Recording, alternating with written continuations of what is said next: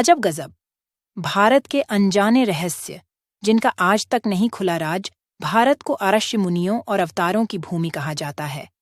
इसके साथ ही देश में कई रहस्यमयी जगहें हैं जिससे आज तक कोई भी पर्दा नहीं उठा पाया है। आज हम आपको बताने जा रहे हैं ऐसे ही कुछ रहस्यमयी जगहों के बारे में जो दुनिया के लोगों को अपने रहस्यों से चकित कर चुके हैं। वृंदावन के प्रसिद्ध बांके बिहारी मंदिर के रहस्य जो हैरान कर देंगे मथुरा को, भगवान श्री कृष्ण की जन्मस्थली माना जाता है। यहाँ से लगभग 15 किलोमीटर की दूरी पर वृंदावन में श्री बांके बिहारी मंदिर स्थित है। बांके बिहारी जी की मान्यता देश ही नहीं विदेशों में भी बहुत है। विदेशों से काफी संख्या में लोग यहाँ दर्शन करने आते हैं।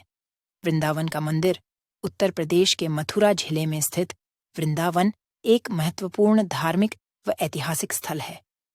वृंदावन भगवान श्री कृष्ण की लीला से जुड़ा है। वृंदावन में एक ऐसा मंदिर है जो अपने आप ही खुलता है और बंद होता है। इस मंदिर को रंग महल के नाम से जाना जाता है। मान्यता है कि निधिवन परिसर में स्थित रंग महल में भगवान श्री कृष्ण रात्रि में शयन करते हैं। मंदिर में हर रोज प्रसाद के तौर पर माखन मिश्री रखी जाती है। इसके अलावा भगवान कृष्ण के सोने के लिए पलंग भी रखी जाती है। सुबह जब मंदिर खोला जाता है तो ऐसा लगता है कि इस बिस्तर पर कोई सोया था और प्रसाद भी ग्रहण किया है। सबसे हैरान करने वाली बात यह है कि अंधेरा होते ही इस मंदिर के दरवाजे अपने आप ही बंद हो जाते हैं। आपने भगवान श्री कृष्ण के अनेकों रूप देखे होंगे। अलग अलग मंदिरों में उनके विभिन्न रूपों की पूजा अर्चना की जाती है, लेकिन भारत के उत्तर प्रदेश राज्य के मथुरा जिले के वृंदावन में स्थित बांके बिहारी मंदिर ऐसा अनूठा मंदिर है जहां पर भगवान श्री कृष्ण बाल रूप में बांके बिहारी बनकर भक्तों को दर्शन देते हैं। इस मंदिर को लेकर कुछ अनूठी रहस्यमयी कहानियां प्रचलित हैं। आज इन्हीं के बारे में बताते हैं। बांके बिहारी मंदिर से जुड़े 5 अनूठे रहस्य। श्री बांके बिहारी जी के विग्रह का प्राकट्य वृंदावन में ही निधिवन नामक स्थान पर हुआ था। भक्त कवि स्वामी हरिदास जी को स्वप्न में आभास होने के बाद निकुंज वन से बांके बिहारी जी की प्रतिमा प्रकट हुई थी। यह प्रतिमा काले रंग की है और इसका आधा स्त्री और आधा पुरुष का श्रृंगार किया जाता है। बांके बिहारी जी के प्राकट्य स्थल निधिवन को लेकर कई रहस्यमयी बातें प्रचलित हैं। ऐसी मान्यता है कि बिहारी जी आज भी रात के समय निधिवन में जाते हैं और रास रचाते हैं।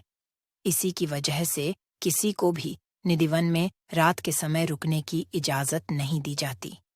कहते हैं कि रात के समय निधिवन में कोई पशु पक्षी भी नहीं रुकता। बांके बिहारी जी के मंदिर में अनूठी परंपरा है कि यहाँ दर्शन के बीच में बार बार पर्दा लगा दिया जाता है। इस परंपरा के पीछे मान्यता है कि यहाँ भगवान बाल रूप में हैं और वे अपने भक्तों की भक्ति में इतने विभोर हो जाते हैं कि उनके साथ चलने लगते हैं। इसे लेकर कई कहानियां भी प्रचलित हैं। अधिकतर सभी मंदिरों में सुबह के समय भगवान की मंगला आरती होती है। ये आरती भगवान को जगाने के पश्चात की जाती है, लेकिन बांके बिहारी मंदिर में पूरे साल में सिर्फ एक बार ही मंगला आरती होती है। श्री कृष्ण जन्माष्टमी के दिन भक्तों को बांके बिहारी जी की मंगला आरती के दर्शन होते हैं। बांके बिहारी जी के चरण दर्शन रोज नहीं होते। वर्ष में एक ही बार अक्षय तृतीया यानी हरियाली तीज के अवसर पर बिहारी जी के चरण दर्शन होते हैं। इस दौरान भगवान सोने चांदी से बने विशाल झूले में दर्शन देते हैं। तानसेन के गुरु स्वामी हरिदास ने की थी स्थापना। बांके बिहारी मंदिर की स्थापना स्वामी हरिदास ने की थी। स्वामी हरिदास जी प्राचीन काल के मशहूर गायक तानसेन के गुरु थे। स्वयं प्रकट हुई थी मूर्ति स्वामी हरिदास भगवान कृष्ण के भक्त थे। वे निधिवन में तमाम भजन आदि गाकर श्री कृष्ण की भक्ति किया करते थे। उन्हें राधा कृष्ण दर्शन दिया करते थे। एक दिन वृंदावन के लोगों ने हरिदास जी से कहा कि वे भी राधा कृष्ण के दर्शन करना चाहते हैं। तब हरिदास जी ने राधा कृष्ण की आराधना कर लोगों की बात उनसे कही। ध्यान व पूजन के बाद जब उन्होंने आंखें खोलीं तो इस मूर्ति को अपने समक्ष पाया था। मंदिर बनने से पहले निधिवन में होती थी पूजा मूर्ति प्राप्त होने के बाद स्वामी हरिदास ने शुरुआत में तो बांके बिहारी जी की निधिवन में ही सेवा की। फिर जब मंदिर का निर्माण कार्य संपन्न हो गया तब उनको मंदिर में आम जनता के दर्शन के लिए स्थापित किया गया। राधा कृष्ण का विग्रह रूप हैं बांके बिहारी। राधा कृष्ण का विग्रह यानी सम्मिलित रूप है। यही कारण है कि बांके बिहारी जी के श्रृंगार में आधी मूर्ति पर महिला और आधी मूर्ति पर पुरुष का श्रृंगार किया जाता है। मूर्ति के आगे हर 2 मिनट में लगाया जाता है पर्दा। श्री बांके बिहारी जी की मूर्ति के आगे हर 2 मिनट के अंतराल पर पर्दा लगाया जाता है। इसके पीछे मान्यता है कि उनकी छवि को लगातार प्रेम पूर्वक एकटक निहारते रहने से वे भक्त की भक्ति के वशीभूत होकर उसके साथ चले जाते हैं। श्री बिहारी जी मंदिर के सामने के दरवाजे पर एक पर्दा लगा रहता है और वो पर्दा 1-2 मिनट के अंतराल पर बंद एवं खोला जाता है। और भी किंवदंती है। एक बार एक भक्त देखता रहा कि उसकी भक्ति के वशीभूत होकर श्री बांके बिहारी जी भाग गए। पुजारी जी ने जब मंदिर की कपाट खोला तो उन्हें श्री बांके बिहारी जी नहीं दिखाई दिए।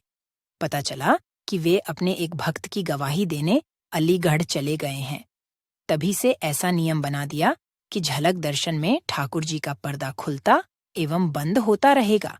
विहार पंचमी के रूप में मनाया जाता है प्राकट्य दिवस। बांके बिहारी की मूर्ति मार्गशीर्ष माह के शुक्ल पक्ष की पंचमी तिथि को निधिवन स्थित विशाखा कुंड से प्रकट हुई थी। बांके बिहारी की प्राकट्य तिथि को हर साल विहार पंचमी के रूप में बड़े ही उल्लास के साथ मनाया जाता है। इस दिन वृंदावन में कई धार्मिक आयोजन होते हैं। बिहार पंचमी के दिन ही चरणामृत के स्थान पर भक्तों को पंचामृत बांटा जाता है। सिर्फ जन्माष्टमी पर होती मंगला आरती। बांके बिहारी जी के मंदिर में मंगला आरती साल में केवल एक दिन जन्माष्टमी को ही होती है। इस दिन बांके बिहारी जी के दर्शन सौभाग्यशाली को ही हो पाते हैं। अक्षय तृतीया पर होते हैं चरण दर्शन। बांके बिहारी जी के चरण दर्शन केवल अक्षय तृतीया के दिन ही होता है। मान्यता है कि इन चरण कमलों का जो दर्शन करता है उसका तो बेड़ा ही पार लग जाता है। भगवान कृष्ण को बांके बिहारी नाम स्वामी हरिदास ने दिया था। भगवान कृष्ण की हर मुद्रा को बांके बिहारी नहीं कहा जाता, बल्कि 3 कोण पर झुकी हुई मुद्रा वाले श्री कृष्ण को बांके बिहारी के नाम से पुकारा जाता है। 3 कोण यानी होठों पर बांसुरी लगाए, कदम्ब के वृक्ष से कमर टिकाए और एक पैर में दूसरे को फंसाए हुई मुद्रा में श्री कृष्ण को बांके बिहारी कहा जाता है। इस प्रकार के और वीडियो देखने के लिए कमेंट में राधे राधे लिखें और चैनल को सब्सक्राइब करें।